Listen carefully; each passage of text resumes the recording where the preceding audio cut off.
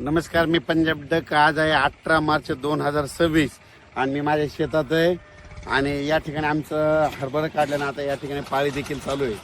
तर आज आहे 18 मार्च. शेतकऱ्याला सांगू इच्छितो की आज दुपारपर्यंत मराठवाड्यातल्या शेतकऱ्यांनी, विदर्भातल्या शेतकऱ्यांनी, पूर्व विदर्भ, पश्चिम विदर्भातल्या शेतकऱ्यांनी ज्यांचा गहू असेल, हरभरा असेल, दुपारपर्यंत काढून घ्या. कारण की ना आज दुपारनंतर मराठवाड्यामध्ये चांगला पाऊस येणार आहे, काही ठिकाणी गारपीट होणार आहे, वारं देखील सुटणार आहे, म्हणून हा अंदाज लक्षात यायचा. मग सांगायचं झालं तर विदर्भ मराठवाड्यामध्ये दुपारनंतर चांगलं पावसाचं वातावरण तयार होणार आहे. काही काही ठिकाणी पाऊस देखील सुरू होणार आहे रात्रीपर्यंत. म्हणजे आज 18, 19, 20 आणखीन 3 दिवस राज्यामध्ये पावसाचं वातावरण तयार होणार आहे. म्हणून हा अंदाज आपल्या मराठवाड्यातल्या आणि विदर्भातल्या सर्व शेतकऱ्यांना लक्षात यायचा. ज्यांचा कोणाचा हरभरा असेल, गहू असेल, कांदा असेल, तुम्ही काढून झाकून ठेवा. कारण की आणखीन राज्यामध्ये 3 दिवस म्हणजे मराठवाड्यात आणि विदर्भात आणखीन 3 दिवस वातावरण खराब राहणार आहे. म्हणून हा अंदाज लक्षात यायचा.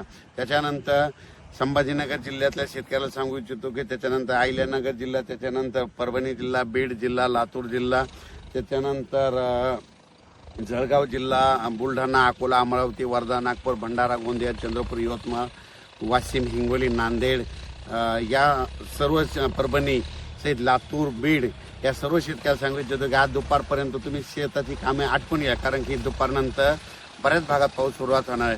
काल देखील राज्यामध्ये बऱ्याच ठिकाणी पाऊस झाला, गारपीट देखील झालं. जिथं पाऊस नाही पडला तिथं वारं देखील सुटणार आहे. म्हणून हा अंदाज लक्षात यायचा. म्हणजे सांगायचं झालं तर राज्यामध्ये आणखी 3 दिवस वातावरण खराब होणार आहे. त्याच्यामध्ये विदर्भ मराठवाड्यामधल्या सर्व शेतकऱ्यांनी हा अंदाज लक्षात घ्यायचा आणि आपण आपल्या पिकाची काळजी घ्यायची.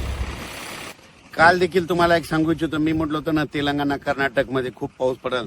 तर कर्नाटकमध्ये इतकी गारपीट झाली म्हणजे जणू काय हिमालयच तिथं अवतरला, बर्फ इतका पडल्यासारखा पडला. म्हणजे कर्नाटक, अक्कलकोट, त्याच्यानंतर निलंगा, लातूर जिल्हा, कळंब तालुका, त्याच्यानंतर सोलापूर जिल्ह्यात, सोलापूर जिल्ह्यामध्ये अक्कोट, बऱ्याच ठिकाणी सांगलीकडे पडला, साताऱ्याकडे पडला, बऱ्याच ठिकाणी पाऊस पडला. पण आणखीन दुपारपर्यंत वेळ ज्यांच्या मराठवाड्यातले शेतकऱ्याला सांगितलं तुम्ही काय करा, दुपारपर्यंत तुम्ही तुमचे आलेले गहू असेल, हरभरा असेल, शेतात असेल तर काढून झाकून घ्या. कारण की राज्यात आज पावसाचं वातावरण आहे. पुन्हा काल देखील नांदेडकडे पाऊस झाला, यवतमाळकडे झाला, उमरेड, नागपूर जिल्ह्यात देखील झाला, चंद्रपूरकडे झाला, गडचिरोलीकडे झाला, वर्ध्याकडे झाला, हिंगोलीकडे झाला. बऱ्याच ठिकाणी म्हणजे रात्रीच्याला पाऊस वारं झालं. त्याच्यामुळे आज पुन्हा आणखी ते पुढं सरकणार आहे. आज मराठवाड्याकडे येणार आहे आणि तसंच इकडं खानदेशकडे जाणार आहे. म्हणून हा अंदाज मराठवाडा, विदर्भ आणि खानदेशच्या शेतकऱ्यांनी लक्षात द्यायचा. खास करून कोरडवाहू शेतकऱ्यांनी हा अंदाज लक्षात घ्यायचा.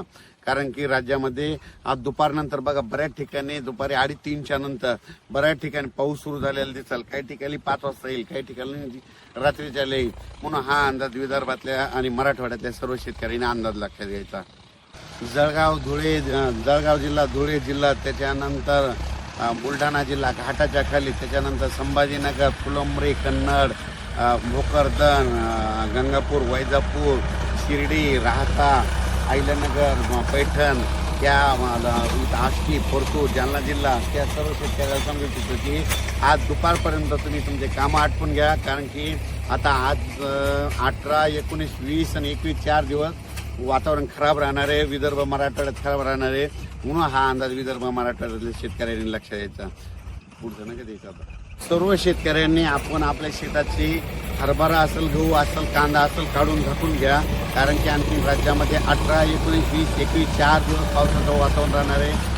खास करून विदर्भ मराठवाड्यात राहणार आहे. म्हणून जे कोरडवाहू शेतकऱ्यांनी हा अंदाज घ्यायचा आणि आपण आपल्या पिकाची काळजी घ्यायची. अचानक वातावरणात बदल झाला तर लगेच एक मेसेज दिला जाईल. धन्यवाद.